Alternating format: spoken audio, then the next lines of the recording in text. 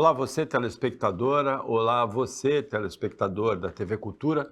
A partir de agora você acompanha a Opinião Eleitoral, edição desta terça-feira, 16 de abril. Vai comentar, analisar as notícias com você, o advogado Roberto Mohamed. E a primeira notícia é uma notícia muito importante, é um desdobramento do que a gente comentou aqui na semana passada, a operação do Ministério Público de São Paulo contra o crime organizado. Na semana passada, as investigações atingiram 2 empresas do transporte público em São Paulo. Nesta semana, as investigações atingem outras cidades do estado de São Paulo, entre elas Cubatão, onde já foi preso um vereador, uma servidora pública municipal e um advogado bastante conhecido, Áureo Tupinambá, e também em Guarujá, em que as prisões ainda não foram anunciadas. Mas parece, Mohamed, que o Ministério Público agora acerta. Ele combate o crime organizado onde tem de ser combatido, que é na circulação de dinheiro, né? Boa tarde. Boa tarde, Paulo. Follow the money. Siga o dinheiro. É a regra do FBI para fazer as investigações dele nos Estados Unidos, e isso é o modus operandi das polícias no mundo todo. Descobriram que é seguindo o dinheiro. Eu só tenho que bater palma para o GAECO, porque... E aí eu vou puxar um assunto que eu estou batendo aqui, que é mais um apelo, não é uma crítica ao governador Tarcísio, é um apelo a ele. Governador, se o senhor não investir na Polícia Civil, o senhor não vai conseguir dar sequência nas ações da PM.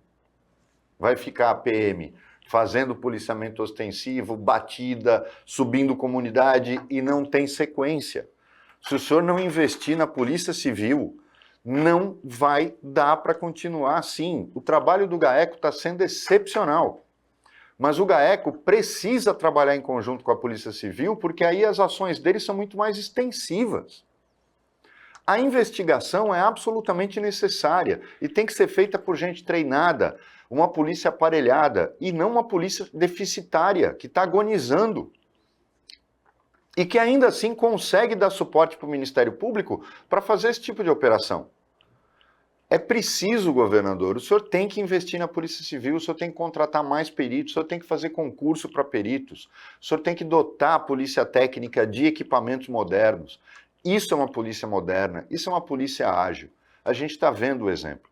E o mais curioso, Paulo, é que faz um tempo que eu perguntei aqui por que em Cubatão não acontecia nada.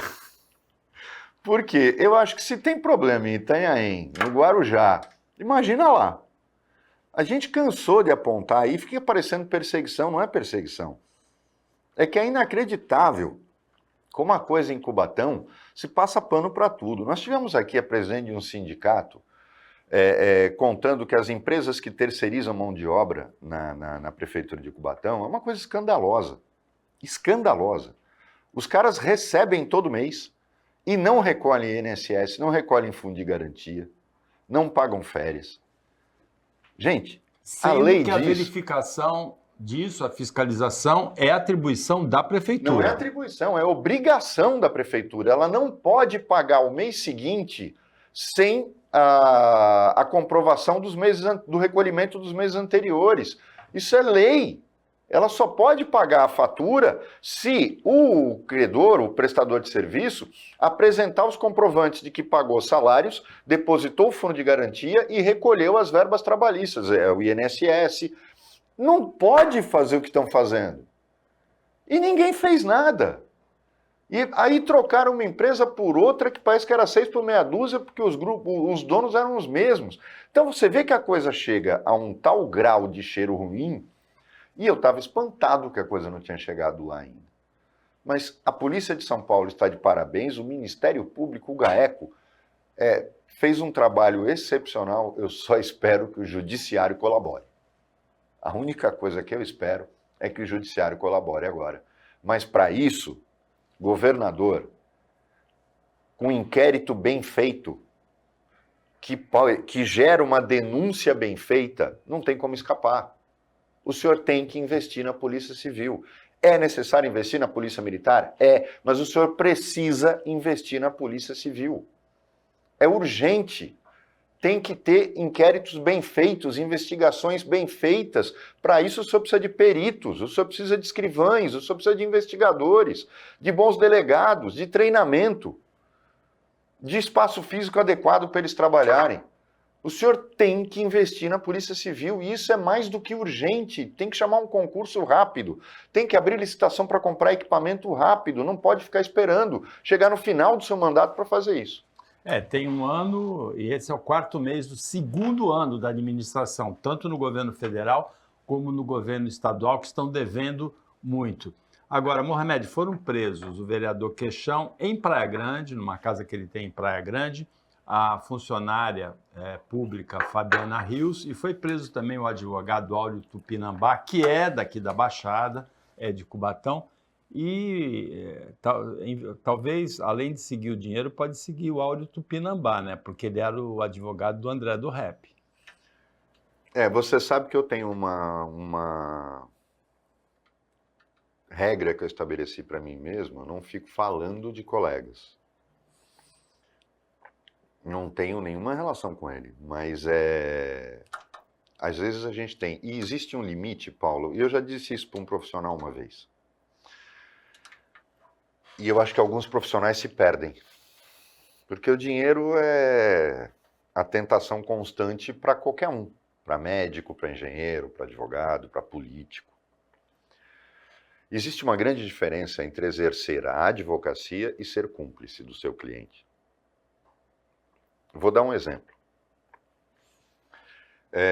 Quem faz chantagem, e agora isso é poucas, que as denúncias são poucas, mas quem faz chantagem porque hackeia celular ou porque consegue dados de uma pessoa, e hoje isso é uma coisa absolutamente normal, ou faz ameaças à integridade da família dessa pessoa, o advogado que trabalha para esse tipo de criminoso tem que tomar muito cuidado, porque ele atua no limite entre ser advogado, o trabalho do advogado, e ser cúmplice do crime. O advogado tem que ter uma sensibilidade muito grande para perceber quando ele pula de um lado para outro. Não é todo advogado que consegue fazer isso. Isso não tem nada nem a ver, Paulo, com experiência ou idade, porque eu já vi advogados veteranos caírem nessa armadilha. Quando você advoga, você tem que impor limites ao seu cliente. Senão sai fora. Porque você não pode ultrapassar a linha de ser advogado. Ser advogado é atuar dentro das 4 linhas, como diz Jair Bolsonaro. Você não pode ultrapassar esse limite. Não sei se foi o caso, acho que ficar falando em cima de uma notícia que acabou de sair, eu estaria sendo irresponsável. E não importa quem é o cliente dele, porque se ele é advogado, o maior bandido do universo tem direito a um advogado. A questão é, aonde ele ultrapassou os limites? Se ultrapassou. É isso que a gente precisa descobrir. É isso que a polícia precisa descobrir. Talvez tenha descoberto, mas é preciso averiguar. Por isso que às vezes eu sou um pouco comedido nessa coisa do profissional, do advogado, e não é espírito de corpo, Paulo, muito pelo contrário. Eu falei ontem no debate da redação do Jornal da Orla a questão dos juízes federais afastados pelo CNJ. A reação da AJUF, que é a Associação dos Juízes Federais, foi extremamente corporativista, como é 100% das manifestações da AJUF. Ela sempre fala que o juiz tem uma carreira impecável, que não pode. Não é o papel dela fazer isso, porque espírito de corpo é expurgar quem não presta. E aí eu vou dizer uma coisa para você. Erra essas associações de magistrados quando dizem que a OAB faz a mesma coisa. Não faz não, as pessoas não imaginam a quantidade de advogados punidos pela OAB. Então é preciso sim que se tenha cuidado com essa questão de espírito de corpo. Espírito de corpo, ele tem que funcionar ao contrário do que hoje funciona, como foi o caso da Câmara. Pega a lista dos deputados que votaram contra a prisão do Brazão. Tem deputado aí que fica falando que fulano votou no DPVAT, fulano votou... Tá, mas e aí? Você votou para soltar um assassino. Bonito, hein? Bonito. Aí eu vejo o cara evangélico que apoia no Instagram, evangélico. Mas não, mandar matar o de menos. O negócio é o DPVAT. O negócio é a saidinha. Estou com o saco tão cheio, Paulo, desses falsos. Quem fala muito em nome de Deus, normalmente tem podre embaixo do tapete de monte. Agora, Mohamed, você citou a OAB e citou a saidinha. O presidente da OAB, Beto Simonetti, na semana passada ele falou que apresenta nessa semana uma proposta de emenda constitucional que vai garantir aos advogados em todos os tribunais, inclusive no Supremo, o direito à sustentação oral. E ontem ele divulgou uma nota apoiando o veto parcial do presidente Lula ao fim das saidinhas. A parcialidade é que presos em regime semiaberto, que não sejam por crimes hediondos, possam ter o direito de visitar a família nas datas especiais. Eu não sou contra isso. Quando você pega a estatística da saidinha, você vê que foi uma atitude demagógica da direita no Congresso Nacional. E estão fazendo esse escândalo todo, e o problema não é a saidinha. O problema é a falta de preparo do judiciário para analisar caso a caso. E também não é culpa dos juízes de execuções penais, Paulo. É um juiz só, por exemplo, aqui em Santos, é um juiz só para analisar tudo. Se ele tivesse uma comissão de técnicos, psicólogo, psiquiatra, assistente social, que pudesse trabalhar com ele, embasando o caso a caso para a saidinha, é lógico que seria muito melhor. Tem previsão legal para isso. O problema é que o judiciário não tem estrutura, e deveria ter. E eu acho que finalmente um presidente do Conselho Federal fazendo alguma coisa pelos advogados em vez de fazer política, né? Primeira coisa que ele está fazendo. Porque é um absurdo que se negue o direito ao advogado fazer sustentação oral em todas as instâncias. Infelizmente, isso acontece. Eu entendo que a pauta do Supremo é uma pauta complicada. Mas vedar ao advogado o direito a fazer sustentação oral, e principalmente porque em determinados recursos não pode, regimentalmente, e eu acho isso um absurdo. Por quê? Porque cada recurso é um caso totalmente diferente. Por exemplo, eu não posso fazer sustentação oral em embargos declaratórios. Ora, eu não sabia da decisão, aquela decisão eivada de vícios foi prolatada depois que eu fiz uma sustentação oral num recurso especial, por exemplo. Só que aí eu vejo uma votação absurda, inovando, contrariando coisa julgada, cheirando muito mal. Eu tenho direito a fazer no embargo declaratório, em que eu vou mostrar que eles estão sendo incoerentes com as próprias decisões anteriores e que estão invadindo o que não deviam. Então, pela primeira vez eu vejo o Conselho Federal da OAB fazendo algo que é absolutamente necessário. O Opinião Litoral volta depois do intervalo, que é bem rapidinho, então fica aí com a gente.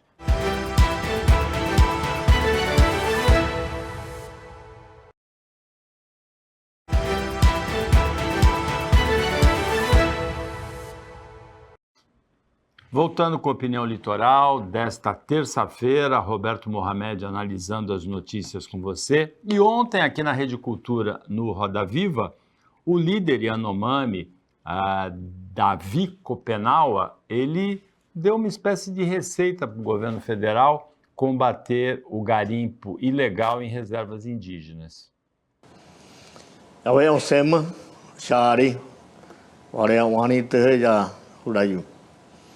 Então, falando sobre invasores, porque a presidente Lula, ele é a autoridade do Brasil. Eu não vou falar assim, governo. O governo é ele que está dirigindo o nosso Brasil. Então, ele é responsabilidade. O governo ele tem um dever para resolver a retirada de invasores de garimpo, de rocedeiro, madeireiro, que estão todo lugar tá sempre invadindo. Mas a Lula ele está tentando, porque tem muitas coisas, tem muita coisa, problema da terra Yanomami. Mohamed, é mais fácil falar do que fazer? Olha, Paulo, a questão não é essa. Porque ele foi claro, é invasor, tira de lá. Exato. Nós falamos aqui uma vez, desde aquela famosa foto do Ricardo Salles, na frente de madeira ilegal, dizendo que aquilo era atividade econômica. Não, aquilo é crime, é diferente. Mas vamos lembrar que todo mundo tem o rabo sujo aí. E no primeiro mandato do Lula, a governadora do Pará era do PT, lembra?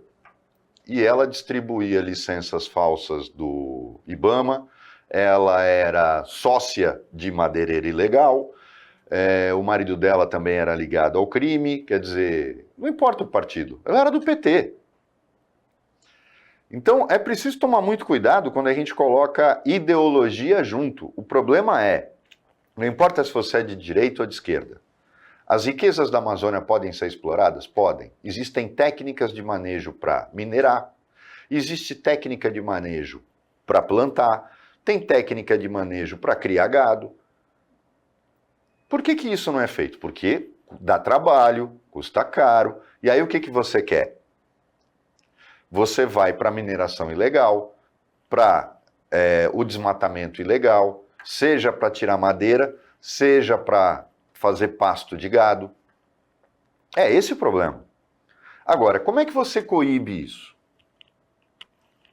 Vamos começar a colocar as coisas nos seus devidos lugares. Quando eu não invisto em fiscalização, quando eu não invisto em tecnologia para ajudar essa fiscalização, os nossos satélites são precaríssimos. O nosso sistema de observação da Amazônia é muito precário. O CIVAM foi implementado no governo Fernando Henrique Cardoso. Estamos falando de quanto tempo, Paulo? Pelo menos 22 anos, né? E aí, até hoje, não houve investimento nele. As estações de radar estão abandonadas, com o mato tomando conta. As estações retransmissoras de rádio, e aí por isso que você tem problemas na Amazônia de contato via rádio, porque elas estão inoperantes e não tem manutenção. Se o governo não fizer um investimento maciço para transformar o CIVAM naquilo para qual ele foi planejado e custou caríssimo, a gente não vai conseguir fazer isso. Aí você vai dizer, mas isso é só uma coisa, isso é para invasão do espaço aéreo. Não fala em bobagem. O CIVAM é todo um sistema, inclusive de monitoramento por satélite, porque ele tem base de operação de satélite. Você não é só um sistema de radares e retransmissoras de rádio. Se você não fizer o monitoramento em satélite e não tiver a Força Aérea e a aviação do Exército, porque poucas pessoas sabem, existe um batalhão aqui, mas tem um batalhão aqui em Taubaté e tem um batalhão lá, de aviação do Exército. Muito bem treinado. Mas eles têm que ter verba para voar, para abastecer. Os tucanos, os super tucanos, são aviões perfeitos para fazer patrulhamento na Amazônia. Por quê? Porque eles são rústicos. Eles conseguem voar muito tempo, uma manutenção relativamente barata, mesmo com a umidade da Amazônia. Você não pode colocar um Gripen lá. Você tem que colocar um super tucano voando. E fazendo isso constantemente. Nós tínhamos que estar com o nível de operação dos super tucanos próximo de 75%. E não temos. Enquanto o governo não entender que o garimpo ilegal e o desmatamento ilegal não são apenas questões ambientais, são de responsabilidade com o futuro deste país. Porque, ao contrário do que o pessoal da direita pensa, que tinha o Ricardo Salles como ídolo, quando eu permito o desmatamento ilegal e quando eu permito a mineração ilegal, não tem um centavo de imposto recolhido sobre isso, Paulo. É ouro sendo contrabandeado, manganês sendo contrabandeado, pedras preciosas sendo contrabandeadas. O Brasil ganha o quê com isso? E madeira, né? O Brasil ganha o quê com isso? Nada. Quando eu ouço falar, não, mas a gente precisa estender a área plantada do Brasil, porque o Brasil é o celeiro do mundo. Meu amigo, Viaje pelos estados de Mato Grosso do Sul, Goiás e São Paulo e Minas e veja se ainda não tem muita terra para plantar. Tem muita terra para plantar. Para quê ir para a Amazônia? Sabe por que vão para a Amazônia? Porque é de graça. Porque eu invado, desmato e coloco lá, ao invés de ter que investir em terra aqui, onde eu tenho fiscalização. É por isso. Não se iluda com esse discurso de que o Brasil precisa de área para plantar e para criar gado. Porque tem. E tem muita. E eu estou falando de São Paulo, eu estou falando de Minas, eu estou falando de Goiás, de Mato Grosso do Sul. Não precisa ir para a Amazônia. Não precisa invadir o Pantanal. É falta de vergonha na cara. Agora, é também hipocrisia, e aí ele está certo. No programa ele fala exatamente da questão de viciar os próprios índios. O crime é muito insidioso. Quem assistiu o programa viu. A questão aí é, eu tenho que investir na fiscalização e na repressão. Ou seja, tem que ter concurso para a Polícia Federal, tem que ter concurso para a Polícia Rodoviária Federal. Tem gente que não entende agora que todas as operações, porque não aparecia. Nas operações da Polícia Federal aparece a Rodoviária Federal, porque a Rodoviária Federal tem uma infantaria melhor treinada. Infantaria, ou seja, a gente usa essa expressão militar para aqueles soldados de tropa de choque mesmo, que precisam fazer a operação de entrar. Que ali é um campo de batalha. Exatamente. Então, a Rodoviária Federal é treinada para isso. Ela tem um corpo para isso. A Polícia Federal é muito mais de investigação, embora ela também tenha a sua infantaria, mas ela é uma polícia de investigação. E quem subestima o poder de fogo da Federal não acompanhou, como eu acompanhei, através de amigos, há 30 anos atrás, a Operação Soja. A Operação Soja, para quem não sabe, a Polícia Federal entrou dentro do território do Paraguai para buscar caminhão de soja. Para um mês depois, um juiz federal no Mato Grosso do Sul, em Campo Grande, mandar entregar todos os caminhões de soja para o dono. Viu, Ajuf? Quando você fala que todo juiz federal é honesto, o cara foi lá. Depois que morreu o agente federal na fronteira, o trabalho deles foi pro lixo. Isso ocorreu há 30 anos atrás. Então não pode subestimar a ação da polícia. O problema é, ela tem que estar aparelhada, ela tem que estar treinada, ela tem que ter gente. A Polícia Federal também está defasada, Paulo. Tanto quanto a Polícia Civil em São Paulo. Tem que fazer concurso urgente, principalmente para perito. Parece que o governo fica fazendo discurso de segurança pública e abandona o seu instrumento de manutenção da segurança pública. E aí isso inclui a Amazônia. Agora, eu acho um crime o que fazem com os agentes do IBAMA. Você manda 2 agentes do IBAMA fazer uma fiscalização num lugar onde eles são recebidos a bala. Um dos episódios mais emblemáticos da passagem do Ricardo Salles pelo Ministério do Meio Ambiente é a diplomacia dos Estados Unidos advertiu o Brasil, olha, essa madeira que foi interceptada aqui saiu daí com documentação, né? Com documentação Foi, mas a interferência fraudada, do Ricardo Salles no IBAMA foi uma coisa assim desastrosa e criminosa. E hoje é deputado federal, queridinho da direita. 600 mil votos. Exatamente. Opinião Litoral volta depois do intervalo e o intervalo é rápido.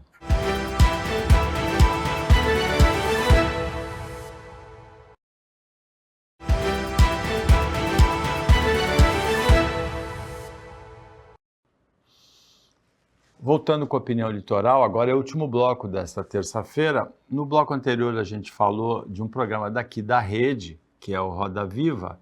Tem o equivalente dele na Band, que é o Canal Livre, não é? E que também é muito bem conduzido, né? Tem a mesma qualidade do Roda Viva, embora num formato diferente. Eu gosto muito, porque eu tenho uma admiração muito grande pelo Mitre, eu acho que é um dos maiores jornalistas brasileiros. E eles estavam entrevistando o Eike Batista. E foi muito curioso, porque o Eike disse uma coisa que me deixou muito espantado. Eu sei que vai ter gente que diz que isso é balela, mas ele fez uma comparação que veio bem a calhar e deixou todos eles quietos na mesa. Eles estavam questionando a incapacidade alegada por ele de perceber que ele estava sendo enganado pelo corpo diretivo dele. Porque, para quem não sabe, é preciso localizar as pessoas em relação ao que aconteceu. Não foi, embora ele fosse um vendedor de sonhos, é preciso deixar claro, o que aconteceu na questão da empresa de petróleo dele, ela estava preparada com aporte de capital para comprar as áreas que tinha-se certeza que tinha petróleo. E o Eike tinha uma visão, e ele mesmo coloca, de que a Petrobras explora muito pouco gás. Porque, para quem não sabe, sai gás e petróleo do poço. Só que você reinjeta o gás Para sair mais petróleo. para sair mais petróleo. Mas você não precisa injetar tudo. Você consegue deixar 30% desse gás, que pode ser mandado com navios tanques, para a terra, por uma planta de gás. E o Brasil tem deficiência e tem necessidade de gás. O gás natural, Paulo, é uma fonte de energia muito eficiente. E pode vir por tubulação também, Sim, né? E pode vir por tubulação. Mas Vem o mais de longe, da importante Bolívia, é que a Petrobras hoje desperdiça o gás. Ela só injeta. E o que sobra ela não traz. Isso era uma questão de mentalidade. E o Eike queria fazer isso nas plataformas dele. Só que a Dilma, e as pessoas podem não lembrar disso, a Dilma, em cima da hora, tirou do leilão os principais poços, áreas de prospecção, e deixou as ruins.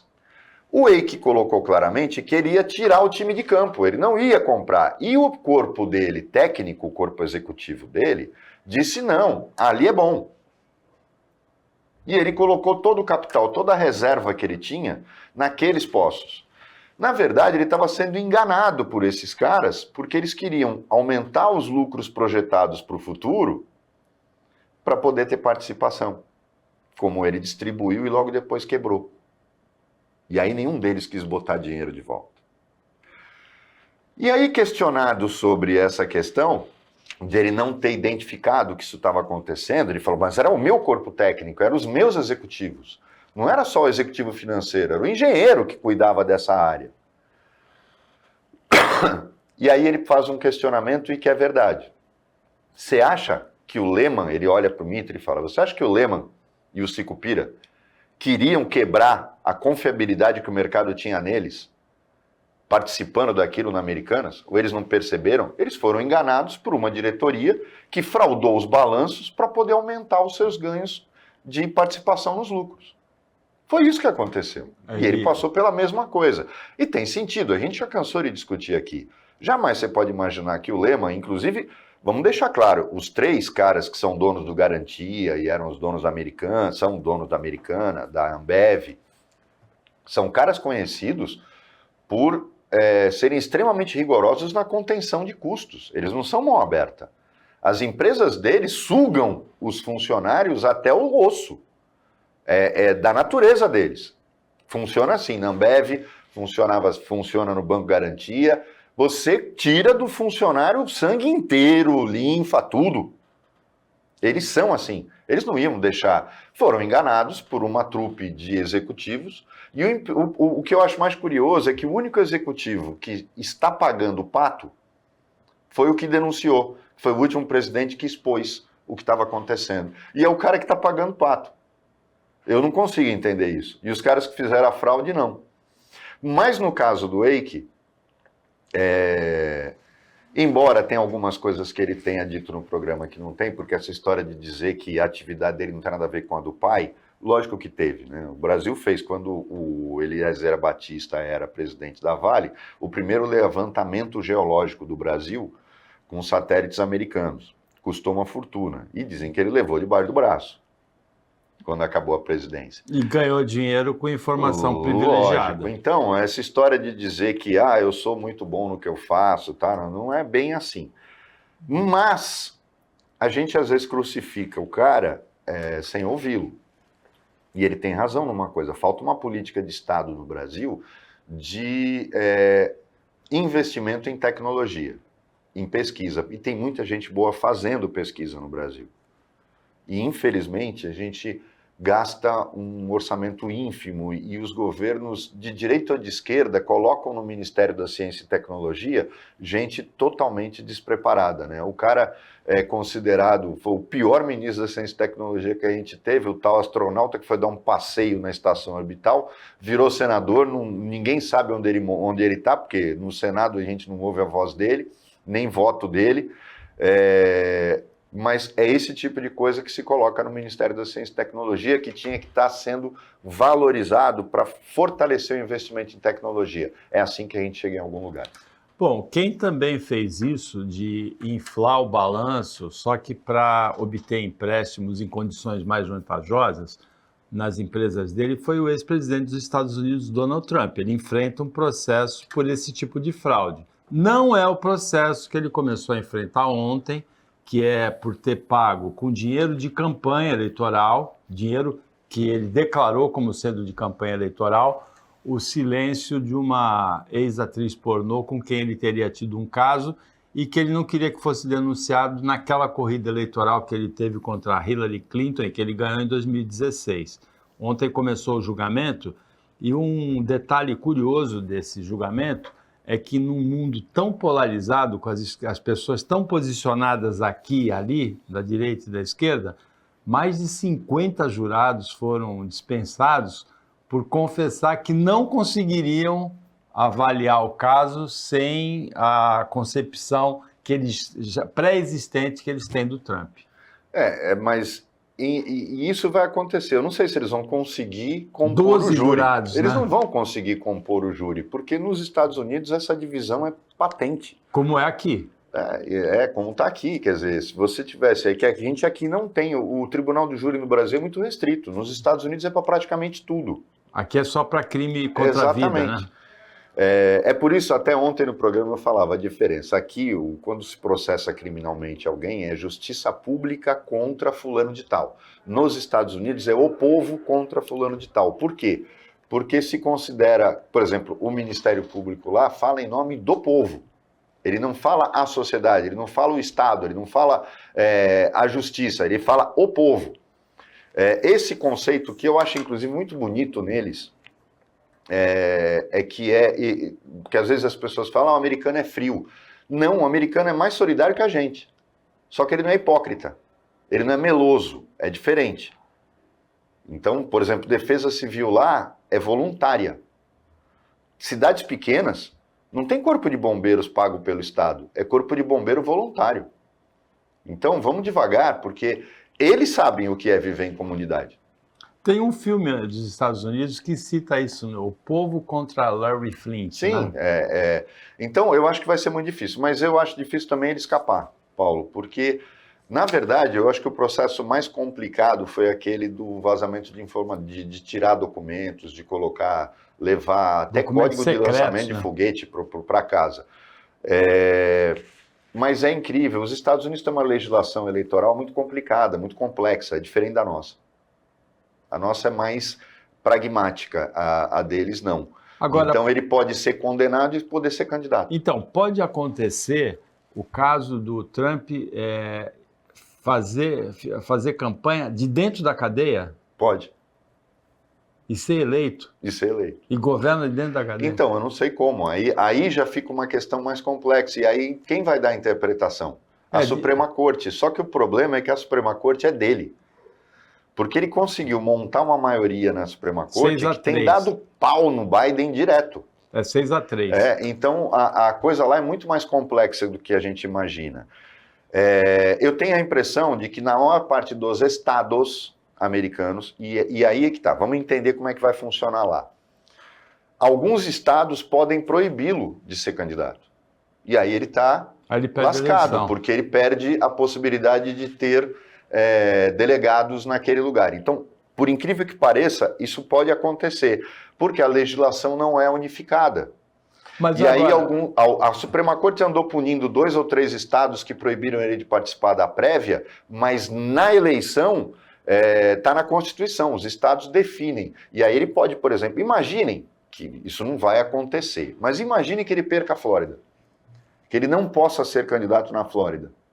Ele perde a eleição. Ele perde a eleição porque só os delegados da Flórida, somados àqueles que são tradicionalmente democratas, acabou a eleição para ele. Agora, a perspectiva dele ser condenado nesse processo é grande, né? Mas ele tem recurso depois, né?